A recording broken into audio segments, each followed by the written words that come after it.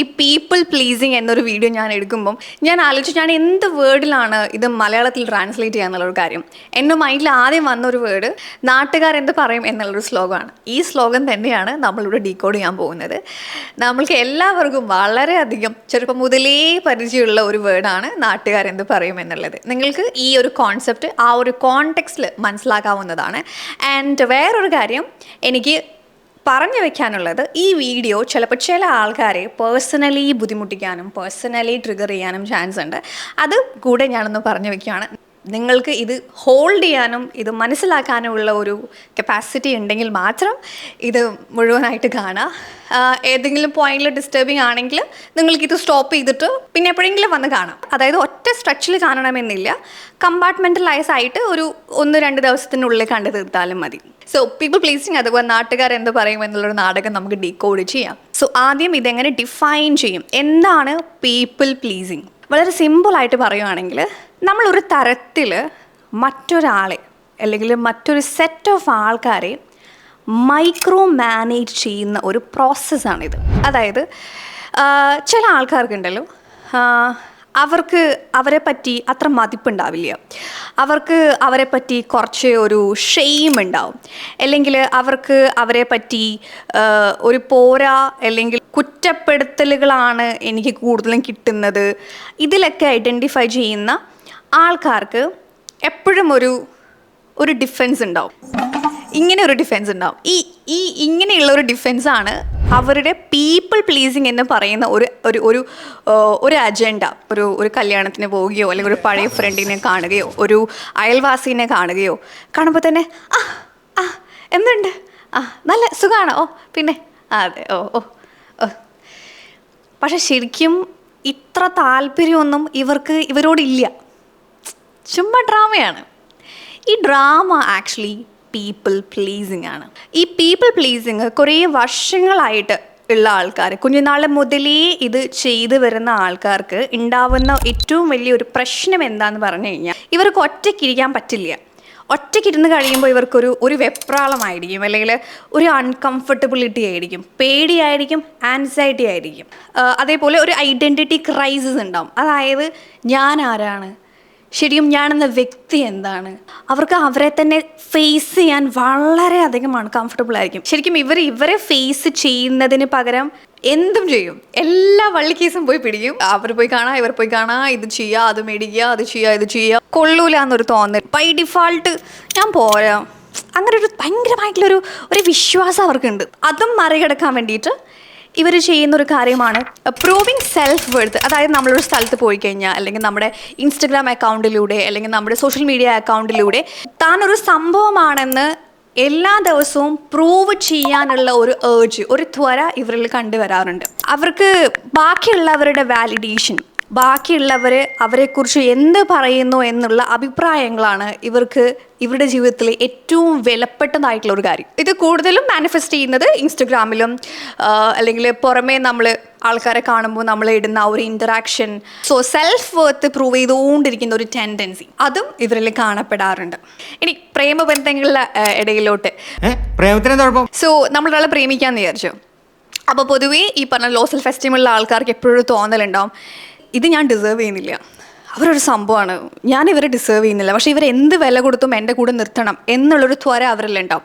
So ഇവർ സ്വാഭാവികമായിട്ടും മറ്റേയാളെ, അതായത് പാർട്ട്ണറിനെ പ്ലീസ് ചെയ്യാനുള്ള എല്ലാ കാര്യങ്ങളും ചെയ്തുകൊണ്ടിരിക്കും. ചിലപ്പോൾ അവർക്ക് കുറേ കോംപ്ലിമെൻറ്റ്സ് കൊടുക്കുന്നതായിരിക്കും, നീ ഭയങ്കര സംഭവമാട്ടോ, അങ്ങനെ കോംപ്ലിമെൻറ്റ്സ് കൊടുക്കുന്നതായിരിക്കും, അല്ലെങ്കിൽ അവർക്ക് കുറേ സാധനങ്ങൾ മേടിച്ചു കൊടുക്കുന്നതായിരിക്കും, അല്ലെങ്കിൽ എപ്പോഴും അവരെ ഒരു രീതിയിലും ബുദ്ധിമുട്ടിക്കാണ്ട് ഇങ്ങനെ കൊണ്ടുപോവുക എന്ന് പറഞ്ഞൊരു ഭയങ്കരമായിട്ടുള്ളൊരു മെയിൻറ്റെയിനിങ് പ്രോസസ്സ് അവിടെ സംഭവിക്കുന്നുണ്ടാകും. ഇങ്ങനെയുള്ള അവസ്ഥകളിൽ ഇവർക്ക് എന്തെങ്കിലും റിലേഷൻഷിപ്പിൽ ഇഷ്യൂ ഉണ്ടെങ്കിൽ പോലും അവർ തുറന്ന് പറയില്ല, അവർ തുറന്ന് പറയത്തേയില്ല. അവരിങ്ങനെ ഹാപ്പി ആയിട്ടിരിക്കും. എന്നിട്ട് ആ റിലേഷൻഷിപ്പിൻ്റെ ഒരു അടിവേര് തട്ടും, ഇതിന് മുന്നോട്ട് പോകില്ല എന്നൊരു സമയം എത്തും. ആ സമയം എത്തിയ ശേഷം ഇവർ പിരിയുന്നതായിരിക്കും. ഈ പിരിഞ്ഞു കഴിഞ്ഞാൽ പിന്നെ ഇവർക്ക് മറ്റേയാളോട് ഭയങ്കര ദേഷ്യമായിരിക്കും. കാര്യം എന്താണെന്ന് പറഞ്ഞു കഴിഞ്ഞാൽ, അതിൻ്റെ കാരണം എന്തുകൊണ്ടാണ് ഇങ്ങനൊരു ദേഷ്യം റിലേഷൻഷിപ്പിൻ്റെ അകത്ത് വരുന്നത് എന്ന് നോക്കുവാണെങ്കിൽ, നെക്സ്റ്റ് പോയിൻറ്റ്സ്, പീപ്പിൾ പ്ലീസ് ചെയ്യുന്ന എല്ലാ ആൾക്കാർക്കും ഒരു സീക്രട്ട് അജണ്ട ഉണ്ടാകും. ഇവരുടെ അജണ്ട ഇവരെ അക്സെപ്റ്റ് ചെയ്യുക എന്നുള്ള ഒരു അജണ്ട ആയിരിക്കും, അല്ലെങ്കിൽ ഇവരുടെ പേഴ്സണാലിറ്റിക്ക് വാലിഡേഷൻ കൊടുക്കുക എന്നുള്ളൊരു അജണ്ട ആയിരിക്കും. So at the end of the day ഇത് സംഭവിക്കുന്നില്ല എന്നൊരു പോയിന്റ് എത്തുമ്പോഴത്തേനും ഇത്ര നാളായിട്ട് മറ്റേ ആളെ പ്ലീസ് ചെയ്തതിൻ്റെ ഒക്കെ ഒരു ദേഷ്യം ഉള്ളിൽ ഉണ്ടായിട്ടുള്ള ഒരു അക്യുമുലേറ്റ് ആയിട്ടുള്ള ഒരു നമ്മൾ എത്ര എഫേർട്ട് ഇട്ട് നമ്മളൊരു കാര്യം ചെയ്യില്ലേ, ആ എഫേർട്ടിന് നമുക്ക് കൂലി കിട്ടാതിരിക്കുമ്പോൾ നമുക്ക് എത്ര ഫ്രസ്ട്രേഷൻ വരും. പിന്നെ വേറൊരു കാര്യം എന്താന്ന് പറഞ്ഞാൽ, ഈ ഹാർഡ് കോർ പീപ്പിൾ പ്ലീസർ ആണ് നിങ്ങളെങ്കിൽ നിങ്ങൾക്ക് ആരുടെ ഒരു റിയൽ റിലേഷൻഷിപ്പ് ഉണ്ടാവില്ല. നിങ്ങളുടെ ലൈഫ് ഭയങ്കര എം ഡി ആയിരിക്കും, നിങ്ങൾക്ക് ഡിപ്രസീവ് എപ്പിസോഡ്സ് വരാൻ ചാൻസ് ഉണ്ട്, നിങ്ങൾക്ക് ബൗണ്ടറി എന്താണെന്ന് അറിയില്ല. അതുകൊണ്ട് എന്ത് പറഞ്ഞാലും ഒരാൾ എന്ത് പറഞ്ഞാലും നിങ്ങൾ ഭയങ്കരമായിട്ട് ഹേർട്ടിങ്. ഇപ്പോൾ ഫോർ എക്സാമ്പിൾ അനീതി എന്തെങ്കിലും എൻ്റെ അടുത്ത് പറയുവാണെങ്കിൽ എനിക്ക് ഹേർട്ടാവും, അവൾ എൻ്റെ അനീതിയാണ്. പക്ഷെ നേരെ മറിച്ച് എൻ്റെ ഫ്രണ്ടിൻ്റെ ഫ്രണ്ട് എന്തെങ്കിലും എന്നെക്കുറിച്ച് പറഞ്ഞാൽ എനിക്കത് ഹേർട്ടാവില്ല. കാര്യം അത് അവിടെ ബൗണ്ടറി ഉള്ളൊരു കാര്യമാണ്. ഈ ഹാർഡ് കോർ പീപ്പിൾ പ്ലീസർ ആയിട്ടുള്ള ആൾക്കാർക്ക് ഈ ബൗണ്ടറി എന്ന് പറയുന്ന കോൺസെപ്റ്റ് വളരെയധികം ആബ്സെൻ്റ് ആണ്.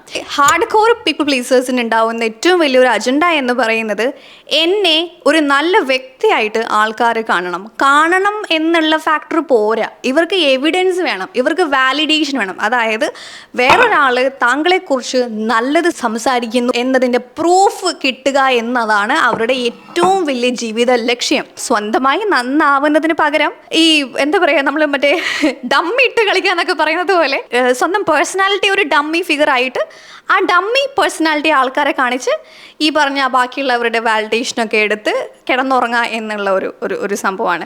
പീപ്പിൾ പ്ലീസറിൻ്റെ ജീവിത രീതി ഇങ്ങനെയൊക്കെയാണ് പോകുന്നത്. ഞാൻ പറഞ്ഞതുപോലെ ഈ വീഡിയോ ട്രിഗർ ചെയ്യുമോ എന്ന് എനിക്കറിയില്ല, പക്ഷെ എന്നാലും എനിക്ക് പറയാനുള്ളത് ഒരു ചെറിയ പരിധി വരെ ഒരു 5%, 10% പീപ്പിൾ പ്ലീസിങ് നമ്മുടെ എല്ലാവരുടെയും ഉള്ളിലുണ്ട്. ഇതിൻ്റെ അളവ് കൂടുകയും ഇൻറ്റൻസിറ്റി കൂടുകയും ഇത് നമ്മുടെ ജീവിത ലക്ഷ്യമാകുമ്പോഴുമാണ് ഇതൊരു വലിയ സൈക്കോളജിക്കൽ ഇമോഷണൽ ഇഷ്യൂ ആയി മാറുന്നത്. നിങ്ങളുടെ എൻ്റയർ ജീവിതത്തിനെ കൺസ്യൂം ചെയ്തെടുക്കാനുള്ള ഒരു പവർ ഈ ഒരു പീപ്പിൾ പ്ലീസിങ് എന്ന് പറയുന്ന ഒരു പ്രക്രിയക്ക് ഉണ്ട്. സോ ഞാൻ കുറച്ച് സൊല്യൂഷൻ പറയാം, കാര്യം I may have triggered A few people.